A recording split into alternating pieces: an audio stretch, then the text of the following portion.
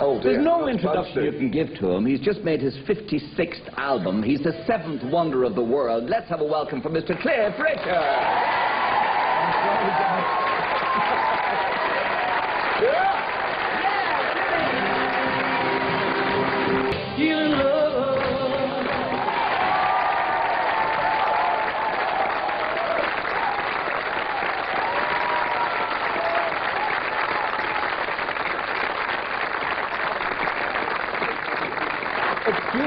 Excuse me, would you stand up and remove yourself over there and make room for Sir Clifford, please? Remember your place. All right, I formed it for you. Thanks, what I was doing, mate. Well, it worried me after all you were talking about earlier. He was almost not going to stand up to make room for you, Clifford. Oh, no, I know he would have got up immediately. Wait, listen, what song did he co-write for you? Oh, no, I think, no, Gary, you promised we wouldn't bring that. Now, Ben, what was it? I've been boasting around the clubs for the last 7 or 8 years that I did co-write one of your #1 hits, which technically is true. Technically, I put the gags into the young ones. Oh, okay, yeah. The comic relief single. Yes, I put when you said, "All right, lads, instrumental break," and Vivian said, "Which instrument? What is the break?" I wrote that. That was me. And that went to #1.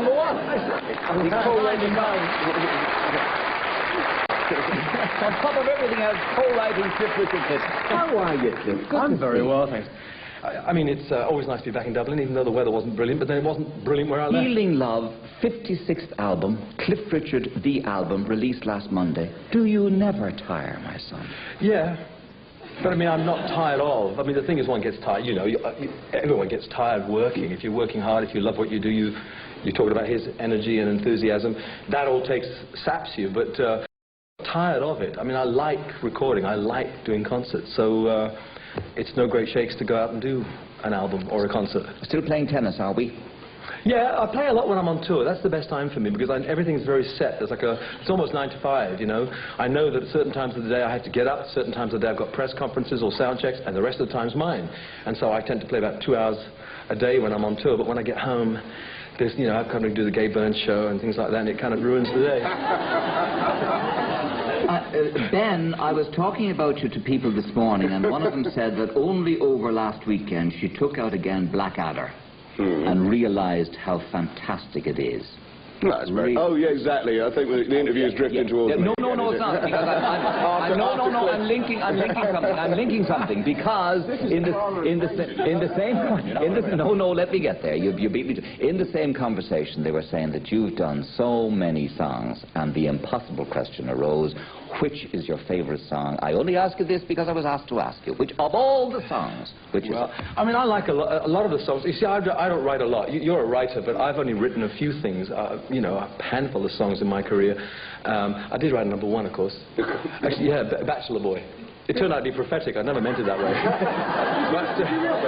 Yeah, Bruce Welsh and I co-wrote that. Yeah, so I've written #1. So have you? No, well, yeah, I know. I think you had slightly larger slides than yours, and I did in mine. but you see, I've been given a lot of terrific songs. I mean, singers like myself who don't write rely very heavily on people who do write. And fortunately, there are people around who write songs who don't necessarily record them themselves and want an outlet. And, you know, here I am. But I've ended up with songs like Devil Woman, Miss You Nights. I still rate my first ever record, Move It. I really think that was possibly one of the first rock and roll records made outside America, in Europe and the rest of the world. Well, it's considered the first real British rock and roll that absolutely equaled what the Americans were doing. That's the place it sort of has in musical history. Yes, I don't know that I've ever checked up to find out if it actually was, but I like saying it. It's a great opener. Yeah, it's a great intro. So that's the one. No. Now, I mean, it has its place, as you say, but I still think of all the songs I've been given, because I'm a pop rock man, I love Devil Woman, because it has all the facets, I feel, that are right. It's got the great guitar riff, it's got a good chorus line, and it tells a story. So when you come to take the record and do it on stage, you've got something to work with. You know, a lot of songs like Living Doll, I could almost phone it in. Yes. So, Devil Woman is the one? I think no. So. Or it is. Yeah. No, I think it is. Okay. I have to ask these questions. I've got to take them up because they say, you didn't ask me, You were having a go recently at Madonna. No, I wasn't.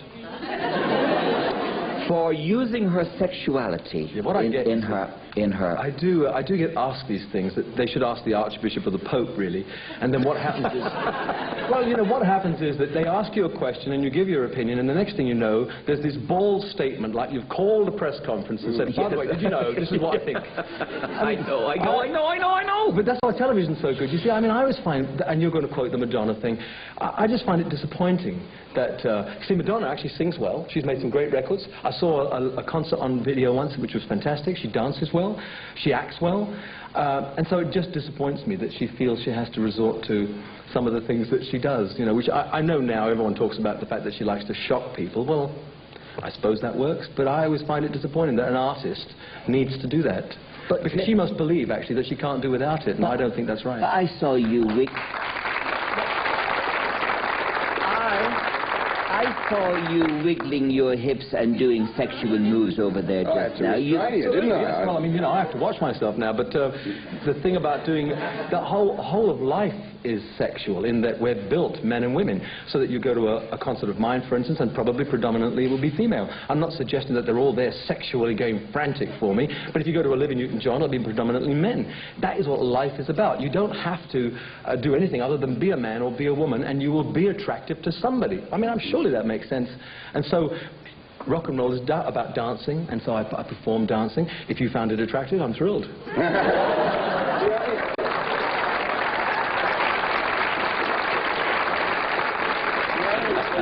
How do you respond to the old cliché, Cliff, you're too good to be true? Well, it's, I suppose, what can you do about truths?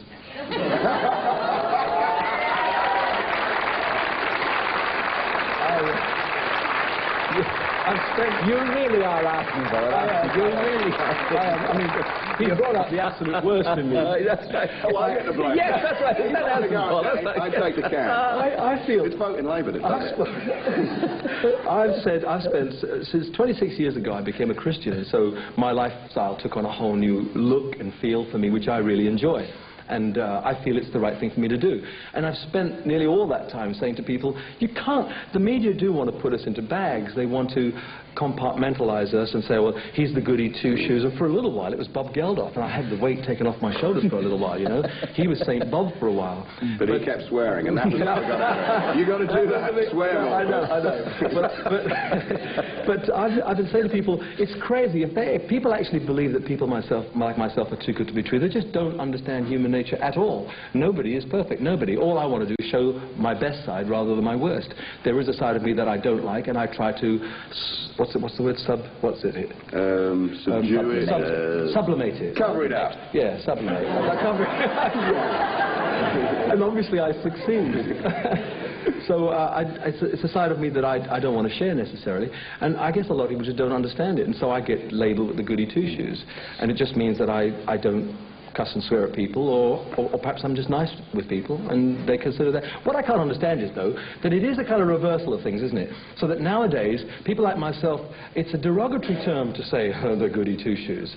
It's, in other words, trying to be right and good is becoming a thing that you deride and No, I don't think it is that. I think it's everything is a derogatory term in the modern media. I think the sneer is the expression of modern journalism, and they have no other expression. And so if they say you're a goody Christian, then they'll sneer at that. If they say I'm a ranting, raving lefty, which, you know, I don't think sums me up remotely, but they'll sneer at that, you know, that whatever. I think it's just anything that can be, you know, they'll find something, they'll sneer at it, you know. I think you're right, you know, I never thought of it that way. One last thing. I read in the paper the other day that you're worth 45 million. Is that true? Well, I wish it was true. All I know is that when my accountant read it, he wrote me this little cryptic note, faxed it to me, and it simply said, please don't spend it, I have not found it yet. Well done, mate. Now, just before he goes...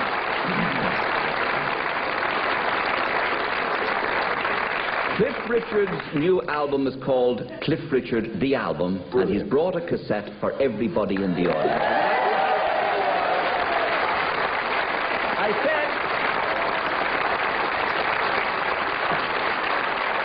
I said you're the seventh wonder of the world. Long may it continue. Good to see you. Go off and make a new album. We'll take a break. Cliff Richard, ladies and gentlemen, Dennis Stane.